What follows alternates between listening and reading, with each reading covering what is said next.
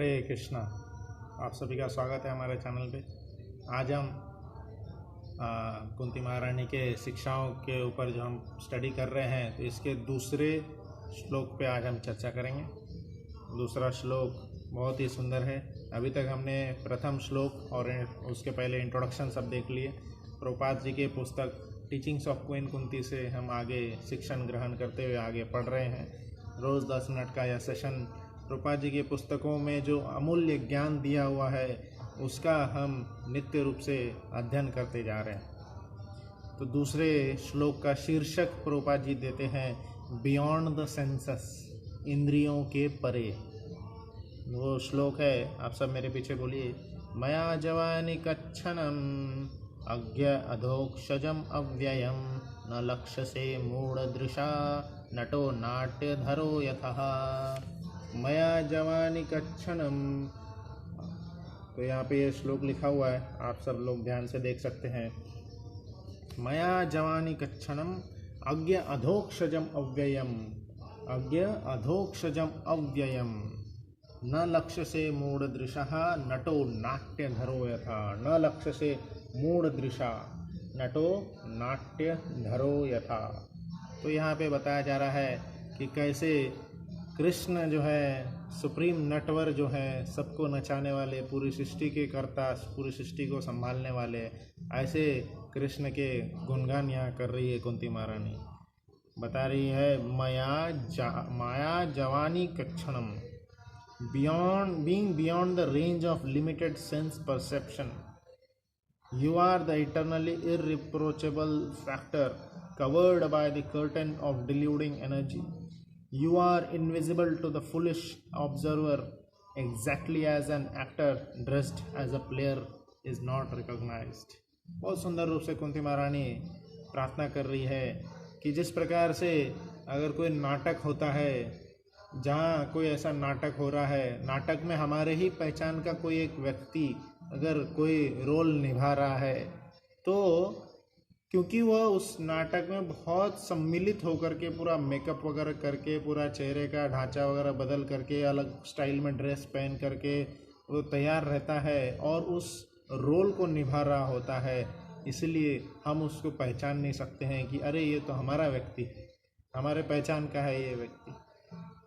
क्यों? क्योंकि वो उस रोल में, उस नाटक के उस रोल में पूर्ण रूप से सम्मिलित हो गया है, उसी के भाव में उसने अपना मेकअप किया है वगैरह। तो उसी तरह कृष्ण भी जब इस धरातल पे आते हैं, क्योंकि यहाँ पे जितने भी जीवात्मा हैं सब के सब माया से, माया के कवरिंग में बंधे हुए हैं, सभी बंधन में फंसे हुए हैं, इसीलिए। और कृष्ण भी जब आते हैं तो उसी तरह एक्शन करते हैं, उसी तरह वह भी एक्शन करते हैं कि वह और कोई उनको समझ नहीं पाता है कि यही कृष्ण है। कई बार कृष्ण दुर्योधन को भी अपना विश्व रूप दिखाए थे, पर दुर्योधन समझ नहीं पाए। दुर्योधन को लगा कि अरे कृष्ण कुछ जादू कर रहे हैं, कुछ ठगने का प्रयास कर रहे हैं। उसी तरह कृष्ण यहाँ पे जब धरातल पे थे, सिर्फ दुर्योधन ही नहीं, बहुत लोग कृष्ण को पहचान नहीं पाए, समझ नहीं पाए। अभी भी भगवद गीता में कृष्ण ने कई बार उल्लेख कर दिया है कि मैं ही परम पुरुषोत्तम भगवान हूँ, मेरे अलावा और कोई नहीं है। मत्तः परतरम न अन्यत्, मेरे से ऊपर कोई नहीं है, मेरे से नीचे कोई नहीं, मेरे बराबर कोई नहीं है।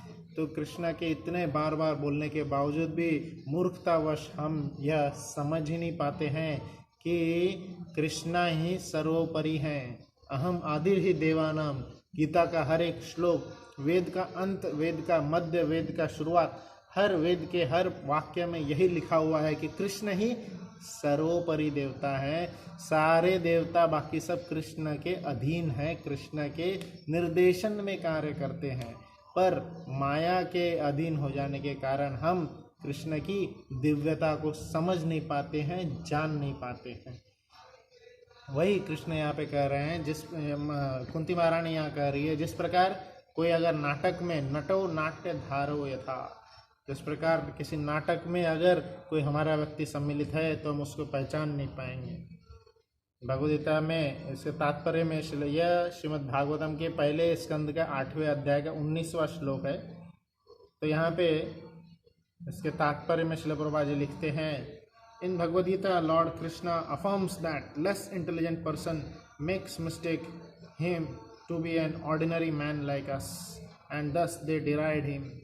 तो यहाँ पे हम समाज में भी देख सकते हैं, हर लोग, सभी लोग क्या मानते हैं? कृष्ण को बस एक आम व्यक्ति मानते हैं, हमारे जैसा ही एक व्यक्ति मानते हैं जो कि हमारे बीच में आए और कुछ उन्होंने कर्तव्य दिखाए थे, कुछ स्पेशल, कुछ एनर्जी थी उनमें, स्पेशल शक्तियाँ थी, सम सुप्रीम शक्तियाँ थी, सुपर पावर था उनके पास।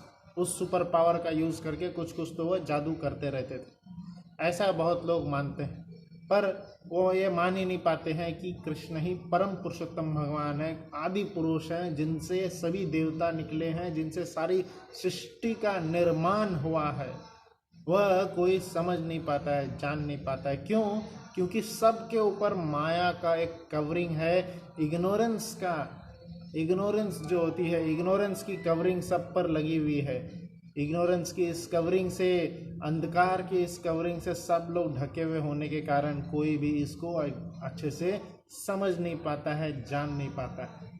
अतएव कृष्ण के इस कार्यकलाप को न कोई जान पाता है, न कोई समझ सकता है। यही कुंती महारानी यहाँ पे कंफर्म कर रही है। द लेस इंटेलिजेंट पर्सन, जो कम बुद्धि वाले व्यक्ति होते हैं, मूर्ख लोग जो होते हैं, वह कृष्ण की दिव्यता को, कृष्ण के दिव्य कार्यों को कभी नहीं समझ पाएंगे, कभी नहीं जान पाएंगे। क्यों? क्योंकि कृष्ण ऐसे लोगों के से हमेशा उनके दृष्टि से ओझल रहते हैं। उनके दृष्टि में वो कभी आने वाले नहीं हैं। क्यों? क्योंकि उनको विश्वास ही नहीं है कि कृष्ण भगवान। जब तक हमें विश्वास नहीं होगा कृष्ण की दिव्यता पे, जब तक हम कृष्ण पे पूर्ण भरोसा नहीं करेंगे, तब तक कृष्ण हमारे सामने प्रकट नहीं होने वाले हैं, हमको वह दृश्य नहीं दिखाएंगे। कितना भी हम मंदिर चले जाएं, कितना भी धाम यात्रा कर लें, पर जब तक हमें कृष्ण पे पूर्ण भरोसा नहीं होगा, हम वह नहीं देख पाएंगे। हमारे ऊपर माया का वह कवरिंग हमेशा बना रहेगा। वही कुंती महारानी यहाँ प्रार्थना कर रही है, बोल रही है कि जो मूर्ख व्यक्ति होते हैं, less intelligent persons, those who rebel against the authority of the Lord. कौन मूर्ख लोग होते हैं? कृष्ण किसके सामने प्रकट नहीं होंगे, वह बता रहे हैं यार। जो भगवान के नियमों के अगेंस्ट जाता है, who rebel against the Lord, भगवान के नियम नहीं मानता है, भगवान के नियम कुछ और बोल रहे हैं, ये कुछ और कर रहे हैं। जिस प्रकार 4 मुख्य जो नियम बताए गए हैं, no meat eating, no illicit sex, no gambling, no intoxication, इससे कि दया, साफ सफाई और सत्यवादिता और तपस्या, यह सब नियम जो, ये धर्म के जो 4 पिलर हैं, यह टूटते हैं। इससे हमें परे रहना चाहिए, इससे दूर रहना चाहिए। पर भगवान के इन नियमों को कई सारे लोग खंडन कर देते हैं और अपने मन का ही चालू रखते हैं और बोलते हैं जस्ट डू इट, चलो कर लो, कौन देख रहा है, कौन समझ रहा है, हम कर लेते हैं, कल का किसने देखा है, कल का कल देख लेंगे। ऐसी मूर्खता भरे विचारों से जो भरे हुए हैं, उनके सामने भगवान कभी भी प्रकट नहीं होंगे, उनके सामने भगवान कभी प्रकट नहीं होंगे और वो हमेशा ही उनसे ओझल रहेंगे, कभी भी उनके सामने नहीं प्रकट होंगे। तो वही यहाँ पे कर रहा है, less intelligent people are those who rebel against Krishna. Rebellion nature हम सभी के अंदर भरा हुआ है। कोई भी कार्य हमें बोला जाता है, हम उसके पहले अपना फ़ायदा उसमें देखते हैं। अगर मेरा कोई फ़ायदा नहीं है उसमें, what is in it for me, अगर मेरा कोई फ़ायदा नहीं है उसमें, हम वो कार्य नहीं करते हैं।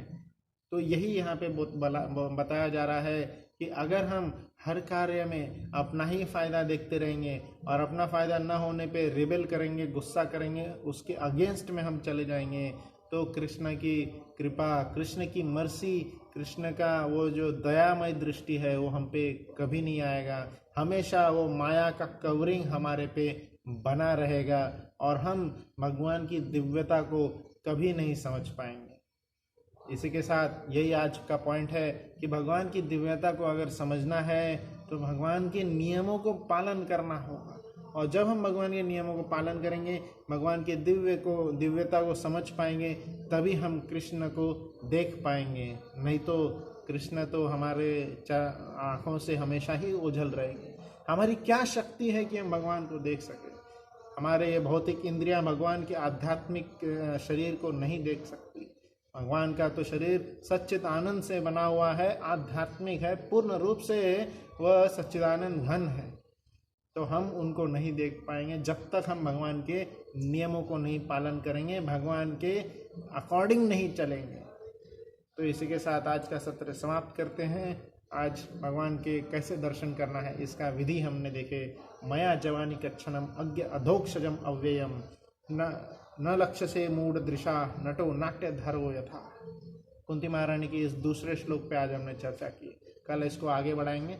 हरे कृष्णा।